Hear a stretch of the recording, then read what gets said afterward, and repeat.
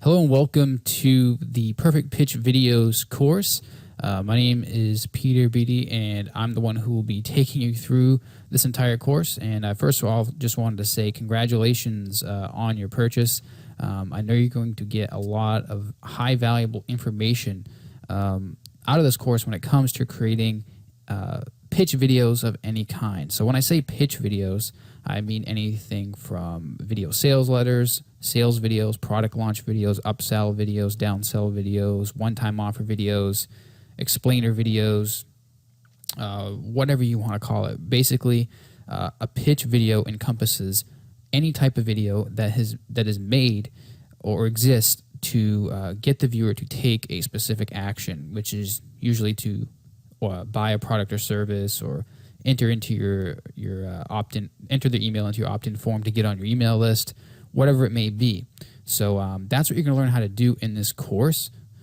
So before we get started, I just want to quickly cover what we're going to learn in this course. So first of all, we're going to get started with identifying your goal. You can't really get started creating your perfect pitch video if you don't know why you're creating the video in the first place. You need to know what you want this video to do for you. Is it going to be created to get someone to buy your product, your service? What is the goal of your video? So we're going to cover that in detail in the very first module. Then we're going to get into the script. This is the actual, basically the same as writing a sales letter. So this is basically going to be the power behind your video. So your video is nothing without a well-written script. Excuse me. So we're going to talk about a few different ways you can go about writing your script, some ideas for generating the perfect script, some different things you should touch on when creating a script so your video converts at the best, highest conversion rate possible. We're also going to talk about creating the voiceover for your video. We're going to talk about a few different ways you can do this, whether you should do it yourself or outsource it. I'm going to give you some examples of voiceovers that I've created myself and why I did that. And I'm also going to talk about how to outsource it for really cheap. And I'm going to show you some examples of some voiceover artists that I've recently hired. Then we're going to get into storyboarding. This is actually where you basically bring your video to life, bring your ideas to life on paper for your video. So at this point, you've got your audio basically done. You've got your script written, you've got your voiceover done, or maybe it's getting done at this point. The storyboard is where you kind of add visuals to match your audio. So I'm going to talk about a few different ways that you can create a storyboard and actually pick out the different visuals to go in your video. What is actually going to be in your video? Is it going to be animated characters? Is it going to be live video clips, or what's it going to be? So I'm gonna show you exactly how to do that, and I'm gonna give you a few different ways you can go about doing this, depending on how you learn best.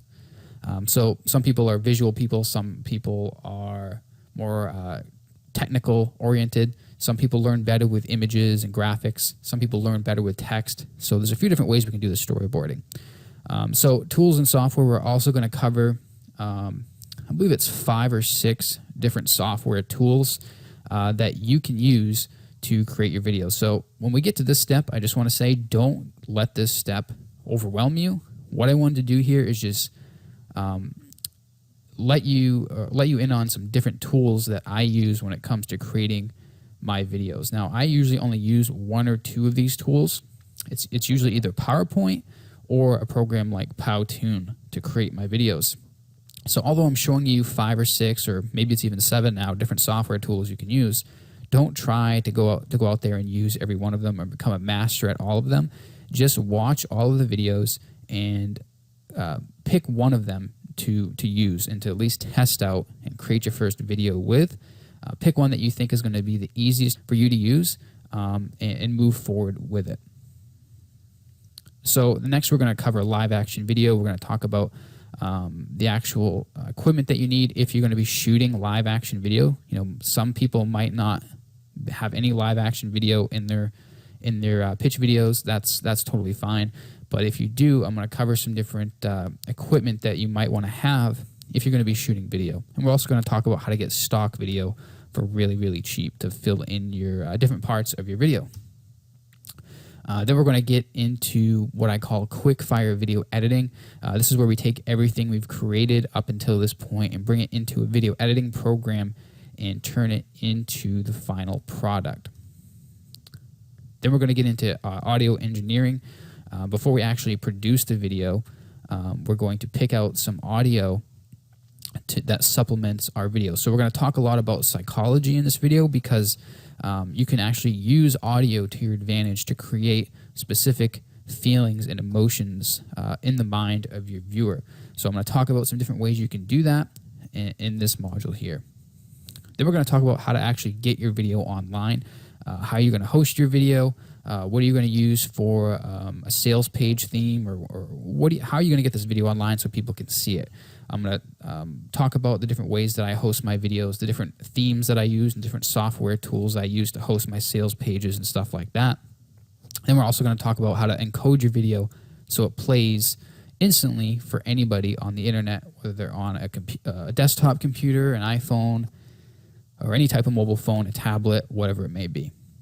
And then finally, we're going to finish it off with testing and tweaking and improving your videos, making sure you get the highest conversion out of them and making sure they're actually doing what they're supposed to do. So I'm going to talk about a few different common breaking points that usually occur in pitch videos and how you can fix them. So I just want to say, again, welcome to this course, and just a few things to get started. Make sure you get out a pen and a pad of paper because I want you to take notes throughout this course because there's going to be a lot of stuff we're going to cover and you're bound to forget something. So I know me personally, I learn best when I can take notes and write things down. When I hear something that really sparks a good idea in my head, I always make sure to write it down because I'm bound to forget it. So I highly suggest you do that too. And I also want to say, just take your time. There are a lot of videos in this course. I don't want you to get overwhelmed. Don't try to consume it all in one day. That's cool if you can, but just take your time and consume the materials at your own pace. This isn't a race, although I do recommend you as soon as you get through this course, go out there and take action right away. Don't watch this course and do nothing with the information. Make sure you go out there and actually start creating videos with the information I'm about to show you. So with that said, let's go ahead and get started with step number 1.